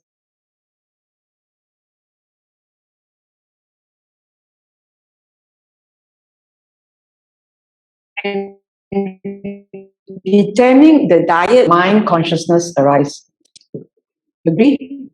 So this is same as eye-based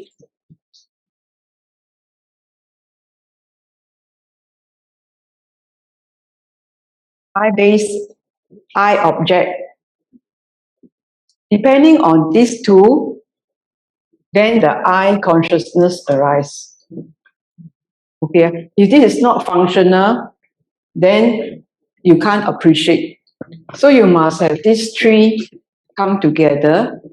These three come together to give you the contact. Correct? So now we are in the mind. When we meditate, we look at the elements. So we look at this is the mind-based and the mind objects. So the mind consciousness must arise. Correct? To appreciate this mind contact. When you pay attention, this is the mind consciousness. When you pay attention to the object, is the consciousness. So this is what I'm saying, this mind consciousness, then pay attention on this mind contact. And the mind contact that was asked are the elements. So you will have this arising and touching. So you will see the element. So then after that, I ask you to see whatever, let it go wherever, then you see where. It got so used to seeing, putting the contact, it just a pulsating contact. So this is mind consciousness, this pulsating contact. There's only one contact. You can now appreciate that your mind only goes to one contact at any one time. So you have this mind consciousness contacting, mind-based and mind object. Okay, so this is the mind consciousness. So it arises and ceases. So I ask you to see where it ceases. So where it ceases, empty, right? So it ceases empty, mind-based empty, mind-based empty. Similar when you see the eye-based, or the ear-based empty. So when the ear-based, the sense-based, and mind-based, so the 6 sense-based are empty. So in the Heart Sutra, we say, no eye, no ear, no nose, no tongue, no eye consciousness, no eye object, etc., etc. The sense bases as empty. So the sense, so I ask you, see what is it, right? So you see nothing, right? You just dissipate, right? You touch and go, touch and go. The mind base empty. So the mind base is empty. Then I said, you touch where it goes, ends, right? Cannot see, right? Then you see where it arises. Because where it arises, your volition, right? Because you see consciousness already, right? You see your attention, you saw your mind consciousness. So this consciousness is referring to the mind consciousness. Then I ask you to look at your volition. Previously, I said look at the back, but then this drives, so you see arises, so you are looking at front, right? So you look at the volitional formations. Then I ask you to check that volitional formations. So I don't know whether my instructions are clear or not. So then you check the volitional formations because this lead to the mind consciousness. You see in front, you see empty. Then I said, see behind, you see your volition. Because this is your sensing in the space, right? So you see sideways or whatever. But where it arises is usually like that, right? Pounding, pounding. So you look at the back, because it's pounding in front, it's pulsating in front. So you look at the back. So then you see these formations. So then, I don't know whether you saw the formations. Then that's what I mean. So you see the formations. Then you appreciate the formations. So I'm not too certain whether this lead you to see these volitional formations. So you can see these volitional formations, then you will appreciate how strong it is, how large it is. So that these volitional formations, if you lose it there, then you won't be able to appreciate up subsequently. If you then appreciate the volitional formations and how it affects, and if you see it changing, volitional formations as in the mental formations, because this is mental formations, we are not talking about verbal formations, we are not talking about bodily formations, we are talking about mental formations. So in the second foundation of the feelings, this is feelings. So I said how you feel is effect on the body. You can feel its effect, and its effect in the body is similar to piti because it's just vibrations. So because it has this similar experience as piti, so this is delight. So volitional formations are all delight. And so when you have formations, you will come back because they're so big, the formations. It is driven, it will drive. So seeing it as volitional formations for what it is, but you see it's changing nature. So then you can see its effect on the body, and then because you allow it to dissipate, because it's changing nature. But if you hold on to it and don't see it, you hold on to it, then you cannot see it dissipate because its nature is to dissipate, just as the nature of the pet. Looking at it will just dissipate because it's a nature of the elements. The wind will blow, will dissipate the smoke. Everything will dissipate one. Arise and cease, arise and cease. Like the breath will arise and cease, arise and cease. This is the wind element. So you arise and cease. So you see arise and cease. On the trees, the leaves are rising and ceasing. It's moving, moving, moving. It has to move one side and then come back here, move one side, then come here. Then it causes the movement, arise and cease, arise and cease. So you can see it, you must see how it affects. So when it affects, then say, oh, this is how. Then you say, oh, it's so fearful. So you can see volitional formations, the mechanism of it will give you delight. Then you say, oh, so fearful. Oh, that's how it's driven. How this driven, because you delight, So these volitional formations are addictive. So addictive in a sense like people addicted, they will drive themselves again and again because it's so strong. They want something very strong. They want to get something. They're craving for whatever. They'll come to go and get it again and again. It's very samsaric. So all of us are addicted. Only some people, they're addicted to substance abuse. This driving, this is This addiction is everybody's.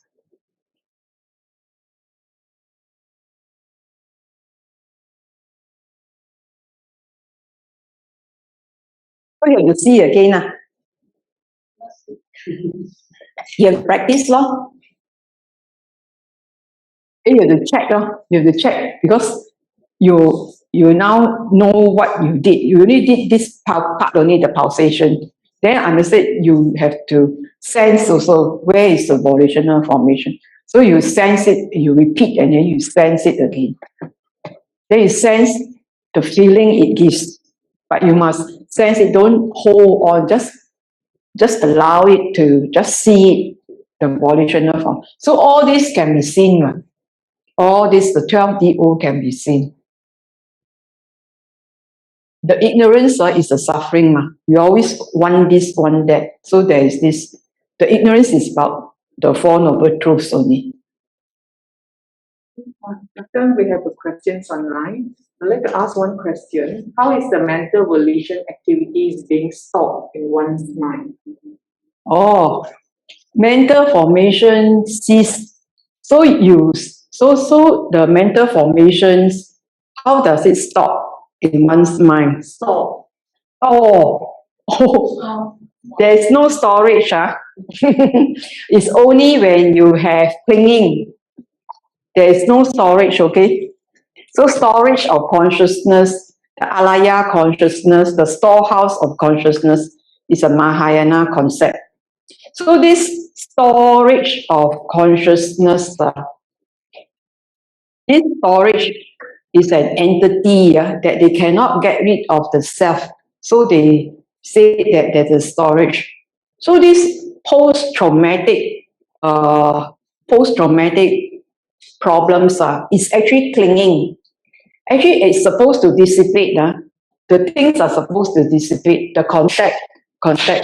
This is its nature. But because the contact is so strong that that there's so much clinging to it, it doesn't allow what it has to dissipate.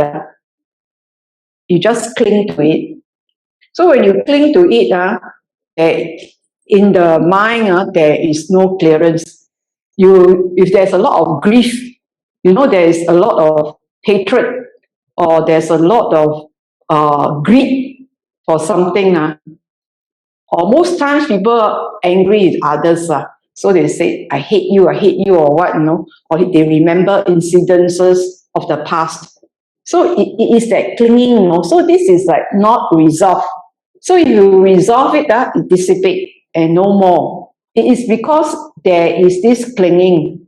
And this clinging is from memories, is that sankhara, it is the ignorance, this volitional formations that are not allowed to dissipate because of like the root of greed or hatred. And then you just form around it about the self.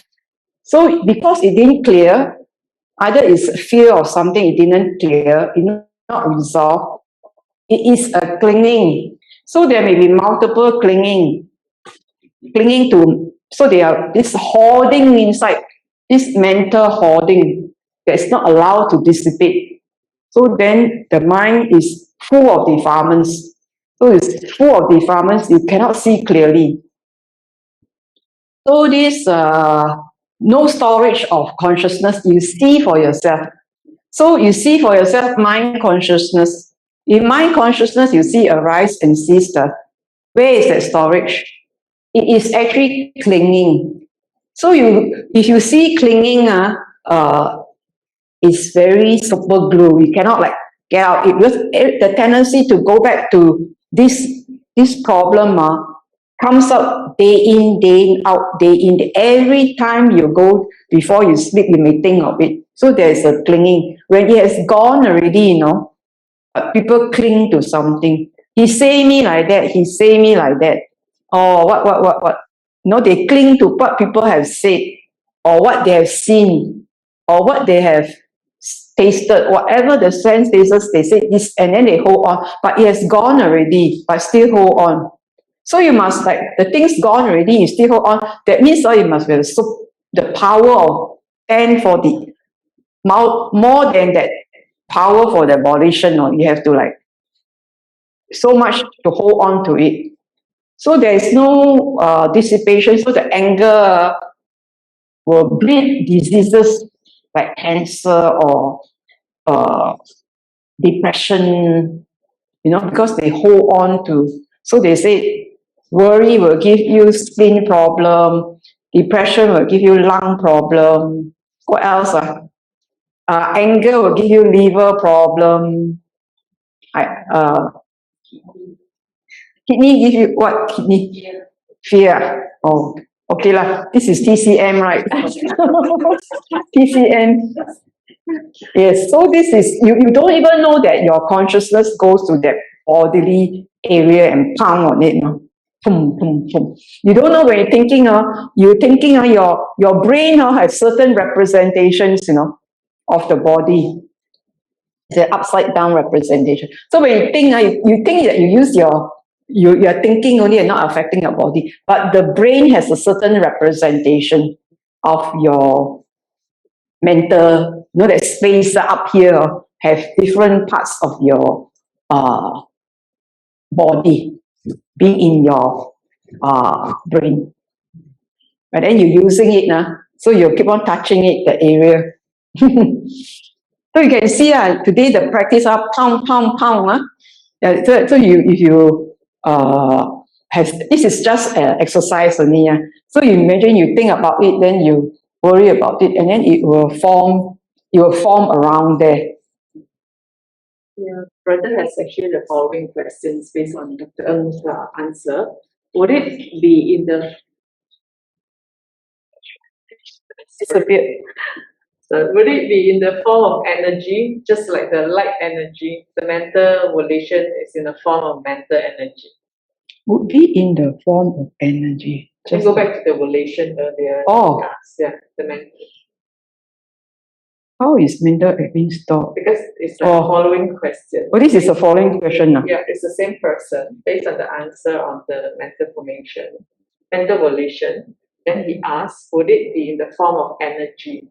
Oh, right. Yeah, the mental volition. Just like the light energy, the mental volition in the form of mental energy.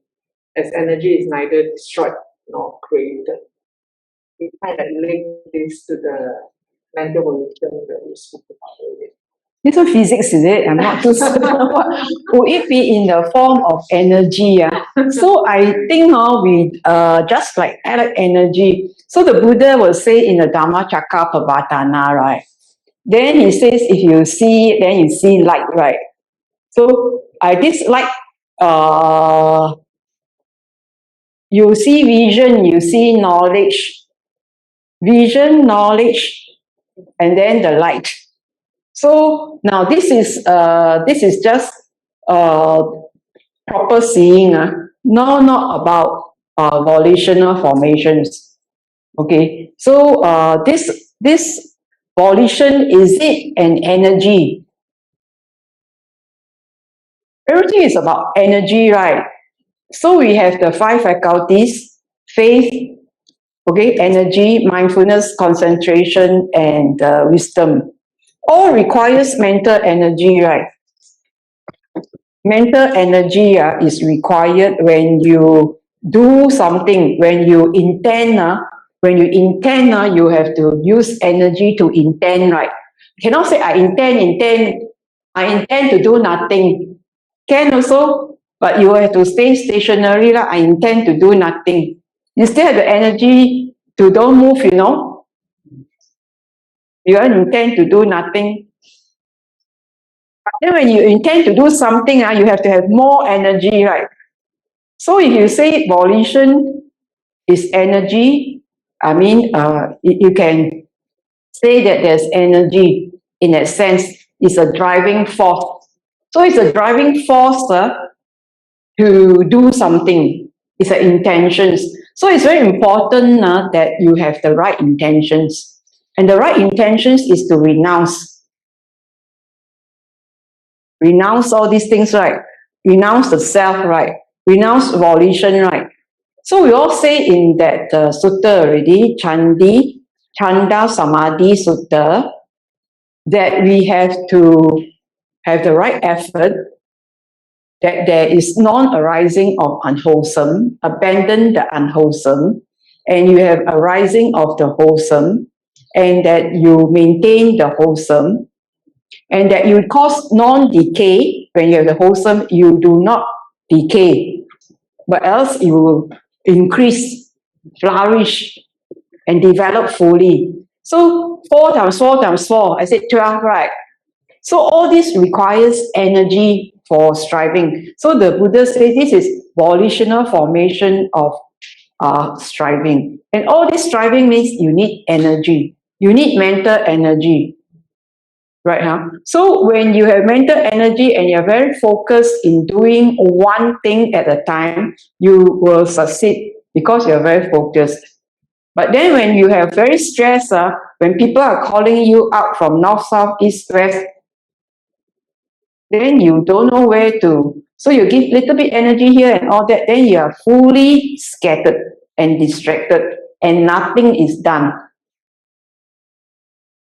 You can do one thing and you appear to be very busy, but nothing is done. So you are very busy all your life, but the practice is not done. Then at the end of life, because this body has to decay and die, right? Then you say, what have I been doing with all my energy dissipated? So he asks us to focus on the Noble Eightfold Path.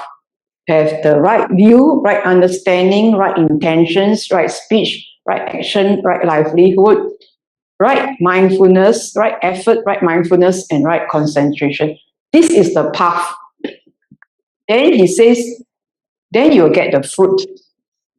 The fruit will be true knowledge and liberation.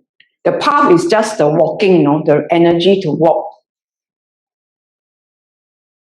Then you have to get the fruit. You might walk the path without the fruit. You won't enjoy. It's just a path.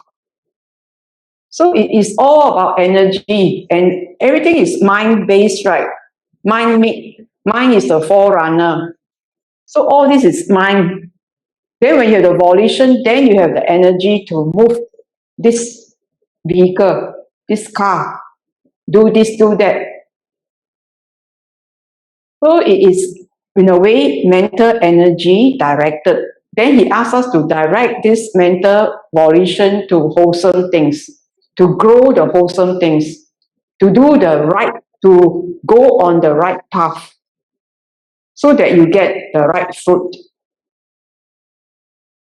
So this is actually, it wouldn't be wrong to say it's mental energy, but this volitional thing, he says this volition is like 2 strong men holding you on either side and bringing you to the charcoal pit. So you don't want to be led by these 2 strong men going to the charcoal pit. So he asks you to dismantle your volitional formations.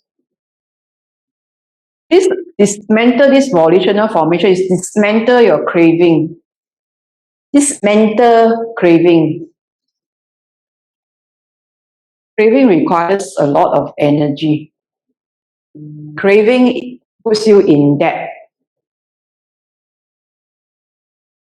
Okay, is that the... I think we shall now Finish all the questions, okay. We shall now close the question and answer. That also wrap up our Sutta meditation series guided by Dr. Ng. Thank you, everybody. Yeah, Dr. Ng, on behalf of Ti-Sarana Buddhist Association and all the participants who have been attending the sessions, we appreciate your insightful teachings, and also we have benefited from your guidance. Thank you very much, Dr. Ng. I also like to appreciate Sadhu, and all the members who make all this possible. Sadhu, sadhu, sadhu. Thank you, Dr. Brothers and sisters in the Dharma, before we end today's sessions, we shall share the merits of our cultivations program. Tata Chabumata Devanaga Mahitika Punyam Tam Anumuditva Chiram Rakantu Lokasasanam Akam Sata Chabumata Devanaga Mahitika Punyam Tam Anumuditva Chiram Rakantu Desanam Akasata Jabumata Devanaga Mahitika Punyam Tam Anumuditva Chiram Rakantu Mam Paramti Idamenya Tinam Hotu Sukhita Hontu Nyatayo Idamenya Tinam Hotu Sukhita Hontu Nyatayo Idamenya Tinam Hotu Sukhita Hontu Nyatayo Sadhu, sadhu, sadhu. May the blessing of the Triple Gem always be with you. Thank you, brothers and sisters in the Dharma, for joining us today and also participated in the past sessions of the Meditation Sutta series. Thank you for all your patience and understanding for the technical hiccup faced during this Meditation Sutta live series. To revisit today's sessions by Dr. Ng, you can view the video on our Facebook page at Ti-Sarana SG. May we also share that tomorrow, Sunday, Bhante Chanda Vimala will be giving a Dharma talk at 12:30 p.m. as you can see on the screen, that you can follow the Zoom ID as well as the password published here. We welcome all of you to join the talk. Thank you very much. Stay safe and see you all soon. Thank you. Thank you.